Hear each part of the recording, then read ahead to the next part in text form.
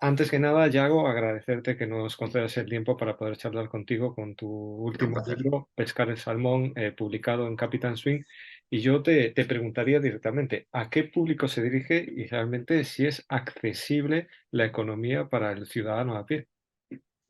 El libro, yo lo que comento y defiendo en el libro es que no es un libro para que la gente deje de leer prensa económica, para que se aparte de ella, sino al revés. Es un libro para empoderarnos, para que la gente, digamos, tenga ciertas herramientas, por lo menos para poder desmontar o por lo menos generar un sentimiento de duda y de desconfianza en los medios de economía y así poder, digamos, desmontar un poco las narrativas, los relatos, los bulos que nos intentan colar, ¿no? Entonces, para mí es un libro para todos los públicos. O sea, a mí me gustaría que lo leyera todo tipo de público al que le interese informarse y al que en cierto modo están cansados de manipular, de que nos manipulen, ¿no? Que eso ahora mismo pues, es un sentimiento bastante creciente entre la población.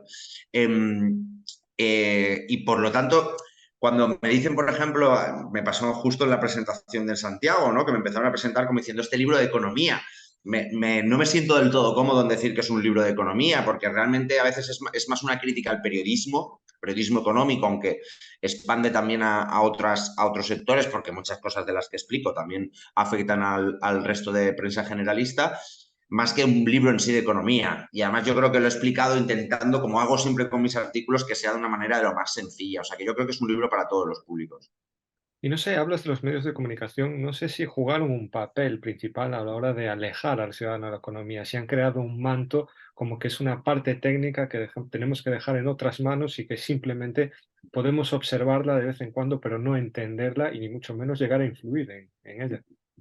Efectivamente, ¿no? Esa es como una de las principales tesis del libro. Ya no solo los medios de comunicación funcionan como herramienta. Es más, digamos, los centros neurálgicos think tanks neoliberales, y me estoy refiriendo incluso a Thatcher, incluso un poco antes de Thatcher, ¿no? Hayek, que ya estaba ahí todavía agazapado, aunque ya estaba mayor y eso, pero estaba ahí esperando. Esta gente entendió que la batalla neoliberal no solo se tenía que dar en el plano académico digamos, político, sino en la batalla cultural. Y esa gente, el there is no alternative, ¿no? No hay otra alternativa que decía la Thatcher, es al final esto. Y los medios de comunicación acaban apoderándose de ellos para utilizarlos como herramienta, ¿no? Pero claro, como tú bien has dicho, lo que intentan es generar una barrera. Es el no te metas en economía. Es el lee el titular, que leyéndote el titular, como nosotros te lo vamos a poner con ciertos eufemismos, con cierto enfoque positivo o negativo, tú ya te vas a comer el mensaje que queremos darte, tú vas a abrazar ese relato que nosotros te estamos poniendo enfrente de la cara, pero tampoco te metas a entenderlo, ¿no? Y en todo esto también, aparte de, esto te explicaba por los medios de comunicación, pero aparte la economía en sí, que digamos, como disciplina, tiene 100 años, un poquitín más, tampoco tiene mucho más, es mucho más joven que la física o que la medicina o cosas así.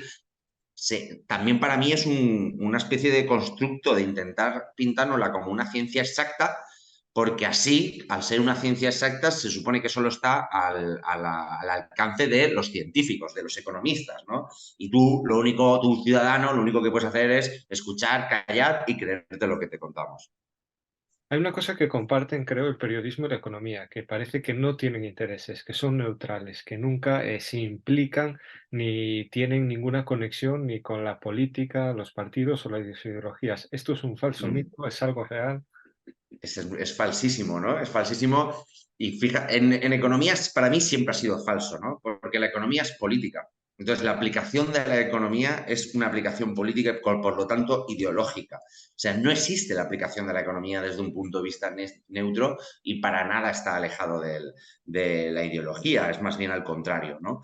Pero claro, vuelvo a lo que decía antes, nos lo intentan pintar como una ciencia porque la palabra ciencia es un escudo, lo utilizan como un escudo para decir, no es ideología, es ciencia, son fórmulas, ¿no? Es como esa forma de intentar generar esa imagen a cara al público de que es una ciencia y por lo tanto no tiene ningún tipo de ideología.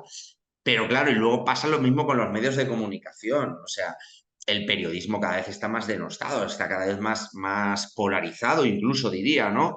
Aunque hay un mayor número de medios en la parte derecha que en la parte izquierda, pero cada vez es más descarado, ¿no? Es verdad que yo lo que explico en el libro es que la prensa económica, para intentar seguir mostrando esa imagen de parcialidad, también lo que ha hecho es inventar esa maquinaria donde están los think tanks, los expertos, los generadores de literatura, las universidades privadas, ¿no? Etcétera, ¿no? Que estos generan el dato y el medio de comunicación lo publica como diciendo, esto, nosotros solo recogemos información de esta gente, ¿no? Esto que está aquí escrito, cuando realmente es una maquinaria totalmente que funciona en total concordancia para intentar mostrar que tanto la economía como el periodismo, como tú has dicho, están lejos de la ideología, cuando es totalmente al contrario.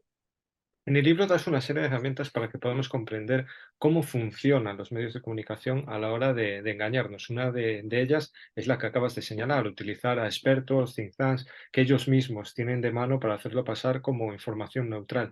No sé si nos podrías dar algunas pinceladas de las que consideras las herramientas que a día de hoy más manipulan la información económica. Más que, bueno, más que por la base, yo creo, de esto, es que la prensa económica, al tener ese lenguaje, esa jerga propia, y al no haber un conocimiento muy amplio por parte de la población de economía, de cosas, a veces cosas básicas de economía, yo siempre digo que la prensa económica tiene mucho, es la que más fácil tiene, manipular sin llegar a mentir.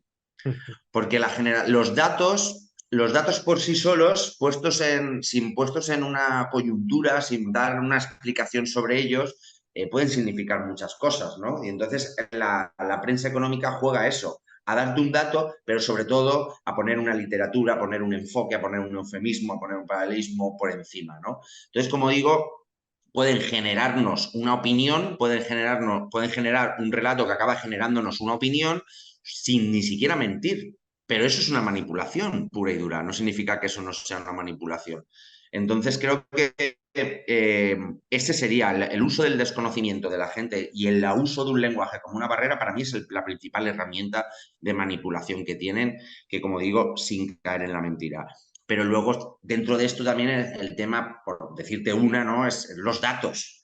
Los datos, ¿no? Yo, por ejemplo, pongo muchos ejemplos reales en el libro. Hay uno que yo creo que es como muy fácil de ver, ¿no? Que es un titular del economista.es que decía el PIB de México supera el PIB de España, ¿no? Claro, tú lees esa frase sin una coyuntura, sin unos datos extras, tú puedes creer, tú lo primero que se te viene a la cabeza es, coño, ese país que hasta hace nada era medio tercermundista ya es peor que España, vamos de culo, España vamos de culo, ¿no? Esa es la idea que se le queda al lector.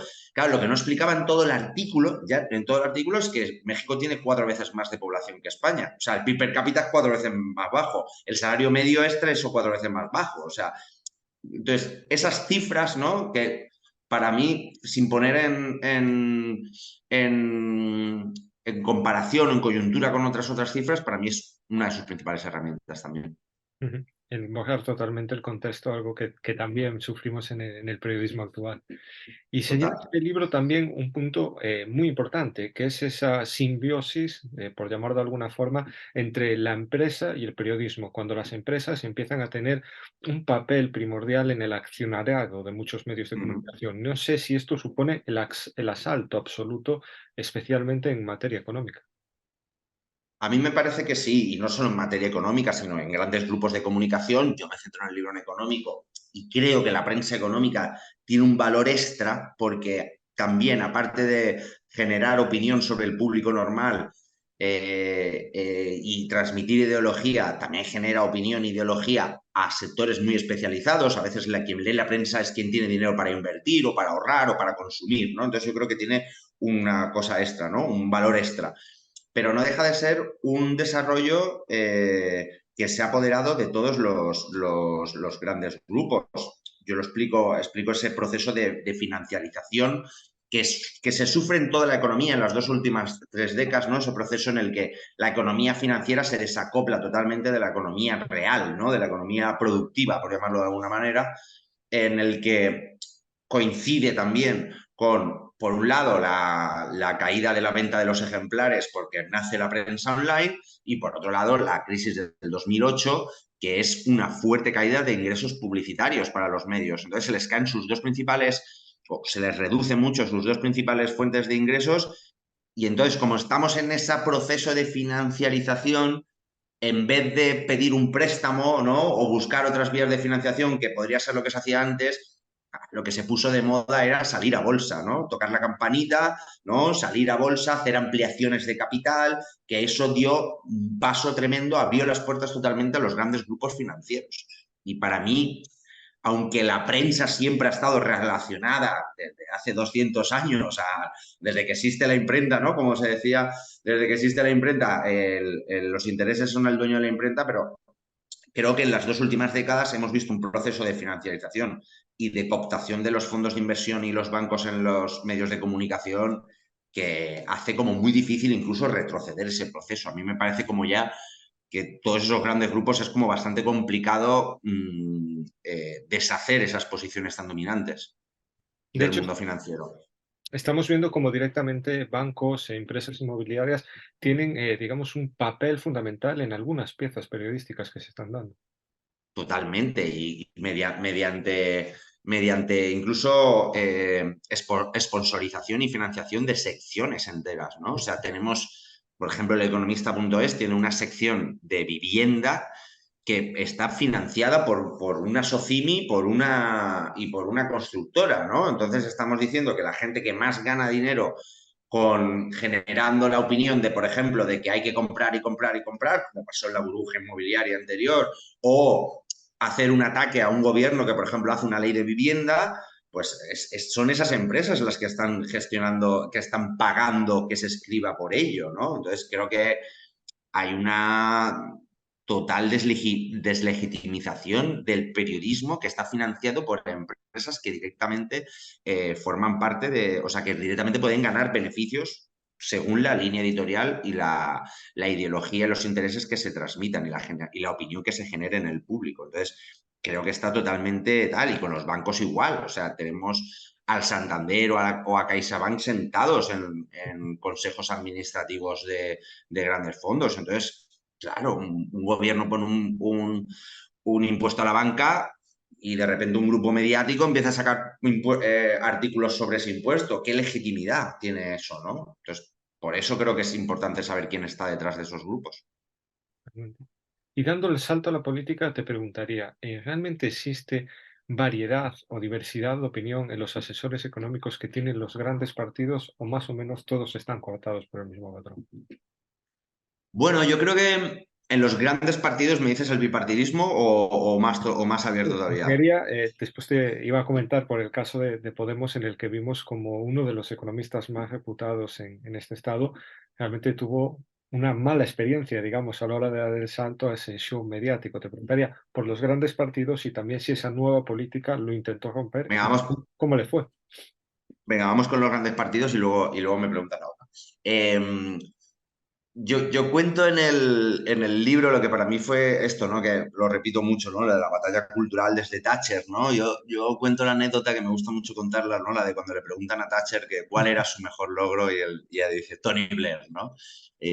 Yo creo que aquí tuvimos nuestro propio Tony Blair, que era Felipe González, que se le hacía la boca agua viendo a las nuevas socialdemocracias europeas y por entrar en la Unión Europea y adoptó la economía del libre mercado. González privatizó más empresas que Aznar, ¿no? Eso que es un dato que hay gente que le sorprende mucho, pero es que fue así. Eh, entonces, yo creo que en cuanto a la asesoría económica, pues no hay tanta diferenciación. O sea, puede que ser, por supuesto, que el PSOE tenga algunos expertos más en temas como desigualdad, ¿no? Como algunos factores que pueden favorecer más o ser más proclives a las políticas que gustan y atraen a los votantes del PSOE, ¿no? Vamos a decirlo, pero todos tienen un corte liberal, o sea, no hay, no, yo pongo siempre el ejemplo, y lo mismo pasa a la prensa con el Cinco Días, que es el medio de prisa, ¿no? Un asesor de Pedro Sánchez o un periodista de Cinco Días podrá decir, hostia, vamos a poner un impuesto a la banca, ¿no? Podrán decirlo, vamos a poner un impuesto a la banca o vamos a poner un impuesto a las energéticas, pero ninguno va a decir, vamos a nacionalizar Iberdrola. Ni el 5 días ni el asesor. Entonces, claro, en esos niveles sí que hay unas diferencias, pero hay unos mínimos que es los consensos neoliberales, que tanto en la izquierda y la derecha, en los grandes partidos son exactamente los mismos. Ujú. Y te preguntaría ahora por esa otra cara con estos nuevos partidos que intentaron, eh, digamos que ampliar un poco la visión económica. No sé si directamente incluso plantear sobre la mesa que había opciones que podrían enfrentarse al capitalismo y si esto aunó la respuesta airada de todos esos sectores del bipartidismo. ¿Cómo? O sea, que apareció Parecieron Podemos y nuevos Vox económicos. poniendo tal Sí, o... no, centraría más en los partidos, digamos, de esa izquierda o de esos campos más progresistas que sí que intentaron poner nuevas medidas sobre la mesa. Podemos hablar de la renta Sí, básica, incluso sí, nacionalizar algún tipo de empresas, y la respuesta parece que fue totalmente airada, no solo contra los partidos, sino en algunos casos intentando desprestigiar a economistas de una reputación realmente comprobada durante el tiempo. claro. No, no, sí, esa es la técnica. O sea, la técnica de apartar y como digo en el libro, de sacar del paraíso a los pecadores, ¿no? Como se hizo con Adán y Eva, ¿no? Si quieres comer la fruta de la sabiduría, pues seguramente quedes expulsado de nuestro paraíso. Y así fue como se hizo pues, con Podemos. Antes, cuando me has dicho un economista, ¿a quién te referías? ¿A Vicente Navarro o cuando has dicho de Ahora, asesoramiento, ¿no? sí, De Vicente directamente. Navarro. Claro, esta gente yo lo pongo como ejemplo siempre en las presentaciones de libros y etcétera. Yo a Vicente Navarro fue la primera persona que le leí en 2005 un texto diciendo que España estaba en una burbuja inmobiliaria. Claro, y fue apartado completamente de los medios de comunicación, siendo uno de los economistas más reputados que hay en nuestro país con diferencia, ¿no? Por nivel de citas es el más reputado que tenemos. Eh, pero claro, en eso consiste, en apartarlos directamente. Claro, en el lado político democrático es un poco más complicado porque si Podemos tuvo votos, pues debería tener una fuerza. Pero claro, ahí es donde la maquinaria mediática y política fue a atacar a un partido y a rebajarles, digamos, rebajarles los humos, por decirlo de alguna manera, porque lo que proponían en un primer momento era, como tú habías dicho, habían cosas que me parecían bastante más revolucionarias. A mí el ingreso mínimo vital tampoco me parece tan revolucionario, porque hay países nórdicos que lo tienen y son socialdemócratas liberales, pero una nacionalización de una energética, por ejemplo, o la creación de un banco público, que también vino siempre en los principios fundacionales y en los primeros programas de Podemos, y nunca se ha llevado a cabo ese tipo de ideas. O sea, yo creo que ahí efectivamente hay como toda una maquinaria para decir, si haces pactitos con el PSOE bien, de estos así como tal, pero tampoco os paséis. Y no sé cómo No le sé si fue. acabo de contestarte, Daniel, a la pregunta. Sí, sí. Sí, te preguntaría también, no sé si existió realmente un contrapeso a la hora de encarar a todo el entramado mediático que se volcó para aplastar todas esas alternativas. No sé si existe alguna solución o vislumbras alguna alternativa que pueda hacer que estas medidas económicas sean defendidas también en el campo de la comunicación, en el campo popular. Es que ahí está el tema, ¿no, Daniel? Ahí está la batalla cultural en la que estamos y que estamos nosotros en el salto y que estéis vosotros igual, ¿no? O sea, como ser como esa gente que tira más hacia la izquierda en el campo mediático y para mí es campo cultural y campo político.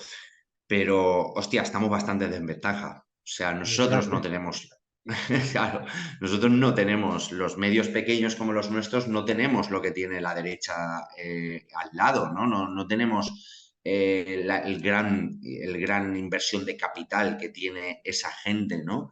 Y yo creo que estamos bastante en desventaja.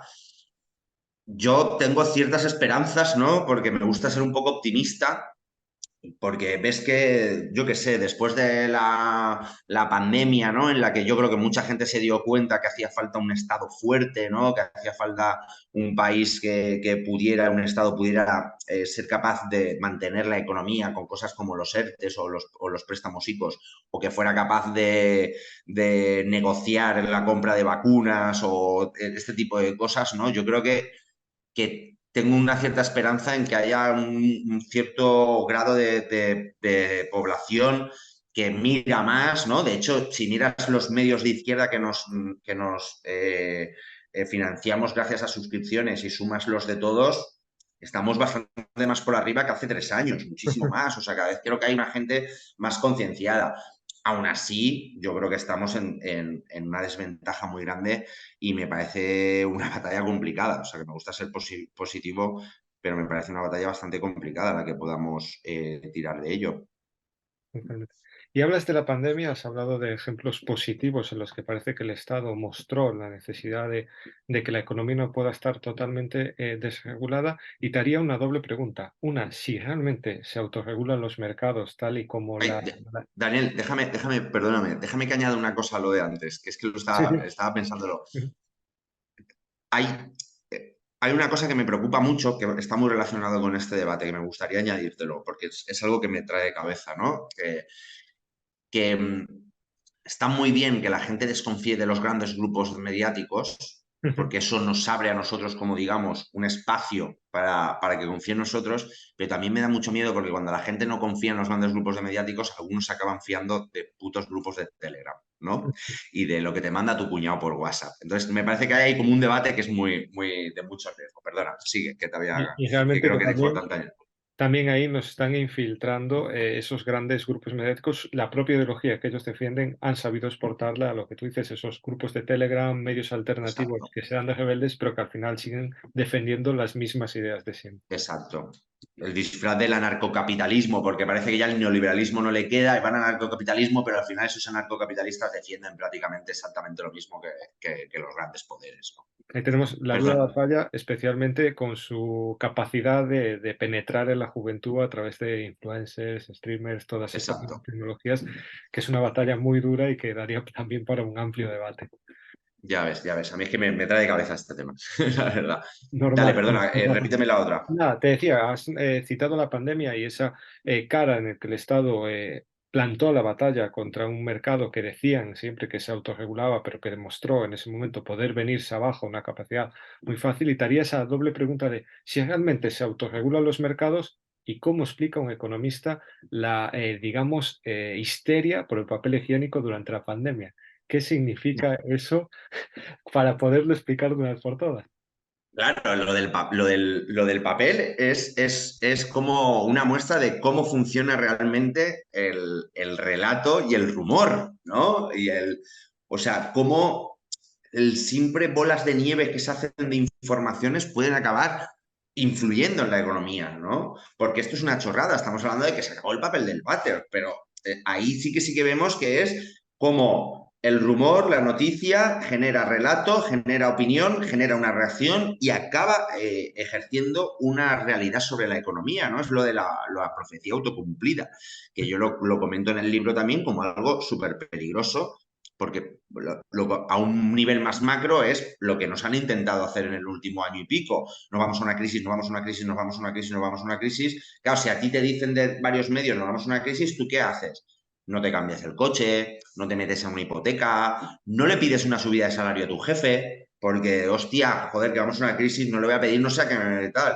Y al final acaban generando una retroacción de la economía que puede acabar generando una crisis. Entonces, de ahí también está el gran poder de esta gente. Y, y no sé si me he ido de la pregunta entonces Preguntaba o... también por si se autorregulaban realmente los mercados y esto es otro falso mito que intenta mantener activo este Es sistema. el falso mito, o sea, es el falso mito fundacional, ¿no? La mano invisible de los mercados, que como yo explico en el libro, Adam Smith en sus primeros textos se refería a la divina providencia. O sea, él lo que decía Adam Smith es, la economía es un reloj creado por Dios, igual que decía Newton de la física, yo simplemente estoy sacando sus leyes, ¿no? Y la ley es no tocar. Claro, esto es el mito fundacional del capitalismo y es increíble que después de todas las crisis en las que han sido siempre los estados los que tienen que hacer medidas anticíclicas de gasto para mantener la economía, comiéndose deuda y déficits, aún hoy en día todavía siga habiendo escuelas de economía tan potentes que siguen creyendo esta mierda de la mano invisible. Bueno, te tengo que reconocer que un compañero que está leyendo también tu libro me mandaba un WhatsApp en el que decía, entonces todo lo que intentaban disfrazar de ciencia al final era la mano de Dios lo que lo sostenía todo. Se Es sorprendió realmente eso, de ese párrafo que contaba. Y es esto, tío. Te preguntaría también, ¿existen nombres intocables para la prensa económica del Estado español? Nombres. Ujú. Empresas, grandes empresarios. A ver, la prensa, hay muchas veces que lo que pensamos es, toda la prensa defiende a todos defiende el neoliberalismo muchas veces, o sea, solo la ideología, y defiende a todas las grandes empresas. Y no es verdad, porque uno, el neoliberalismo ya no se lo creen ni ellos. No se lo creen ni ellos. Si ellos tienen que defender un rescate público de la banca, lo van a defender, porque sus accionistas son banqueros. Entonces, el neoliberalismo no se lo creen. O sea, lo de la ideología ya hay que verlo. A veces es más una transmisión de ideología para ganar esa batalla cultural, para que la gente se lo trague y se lo crea. Que el libre mercado, por ejemplo, ¿no? Y el esto funciona. Y luego en el otro rango, en lo de las empresas, hay que entender también que al final muchas veces estos medios de comunicación funcionan como herramientas para lavarse la cara, para comunicar, pero también para atacar enemigos. Entonces, hay, por ejemplo, medios españoles que critican mucho a Iberdrola, pero no critican a Endesa. Y al contrario, hay medios españoles que atacan al Banco Santander, pero defienden al BBVA. Y hay medios españoles que atacan a Acciona, pero defienden a Ferrovial. O sea, hay grandes grupos que tienen más cooptados unos medios que otros y las utilizan para unos otros. Entonces, intocable, intocable por todos, igual no hay ninguno. Igual no hay ninguno, pero hay muchos grandes nombres que nunca aparecen, ¿no? Y que si aparecen en un medio, igual es un confidencial, ¿no? Un segunda línea, digamos, ¿no? Los grandes grupos tal. O aparecen porque tienen sus guerras internas y utilizan los medios de comunicación, ¿no? Pero vamos, si tú quieres ser intocable, simplemente tienes que poner unos cuantos banners de publicidad y ya está, te conviertes en intocable. Por desgracia es así de fácil. Y te Yo creo preguntaría, que sí. siempre estamos mirando hacia, especialmente desde la izquierda, a esas grandes empresas, a ese sistema neoliberal, pero no sé si nos falta también hacer un poco de trabajo de formación, de acercarle la economía a la gente y de ver que la economía también se puede generar desde pequeños ámbitos, de una forma Mm. comunal, que existe un mundo por crear para contraponer a ese sistema neoliberal. Exacto. Yo, fíjate que lo del rollo este, a mí me cuesta a veces lo de decir fórmate, ¿no? De hecho, en el capítulo 7 en el último, hay un apartado que dice, si puedes, fórmate. A mí me cuesta a veces porque yo sé que lo que hago yo, que es leer 1000 artículos o tal, ¿no? Lo que hacemos algunos frikis, es, en cierto modo, a veces es elitista, ¿no? Es un poco de decir, joder, hay gente que está jodida, que no llega a final de mes, que llega a su casa, que tiene niños, ¿no? Que tiene que hacer cuidados. Entonces, a veces el discurso este, justo lo estuvimos debatiendo en la presentación de Santiago, el discurso este bueno, también es la culpa de la gente que se deja engañar porque no se pone a leer bien. Y me cuesta, ¿no? Porque yo lo del rollo de irme a buscar las fuentes primarias, esto lo hago yo porque soy periodista y porque soy un friki, pero eso no lo hace todo el mundo, ¿no? Entonces, a mí ahí me cuesta, pero sí que me gusta mucho lo otro que has dicho, que realmente es de lo que nació el salmón contracorriente hace 9 años, es coger el concepto de economía y ensancharlo. Es decir, hostia, el ecologismo es economía, ¿no? Hay economía feminista, hay de crecimiento que va totalmente contra la corriente del sistema hegemónico.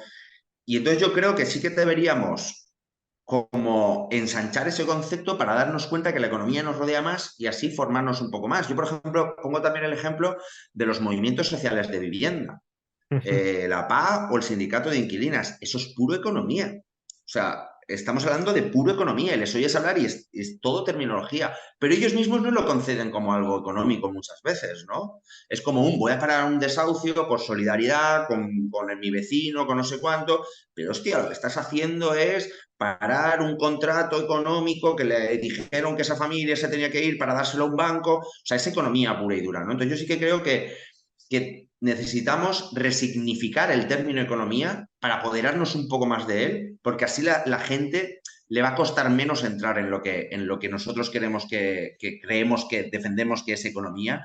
Y entonces así será más fácil que la gente se forme, porque lo verá más cercano a ellos. No pensará tanto en los mercados, sino en lo que nos ocurre alrededor. Lo comparto totalmente, creo que es una labor que se hace en este libro y que también haces, me sentí un poco identificado con esa labor que dices que se hace en redes, también hay que contraponer a esos Ujú. otros, no sé cómo denominarlos, si influencers o armas Exacto. tácticas que ellos también lanzan. Y invito a todo el mundo a que lea este Pescar el Salmón, la verdad ha sido un placer poder charlar contigo y creo que aquí van a encontrar herramientas para eso mismo, para ver que la economía no es algo que podamos dejar en manos ajenas y que no sé si la palabra es formarnos, pero sí debemos armarnos y establecer estrategias de Exacto. defensa para poder estar preparados con este mundo que nos están echando encima. Exacto. Armarnos, esa es una buena palabra. Me Un gusta. placer, de verdad, Jack.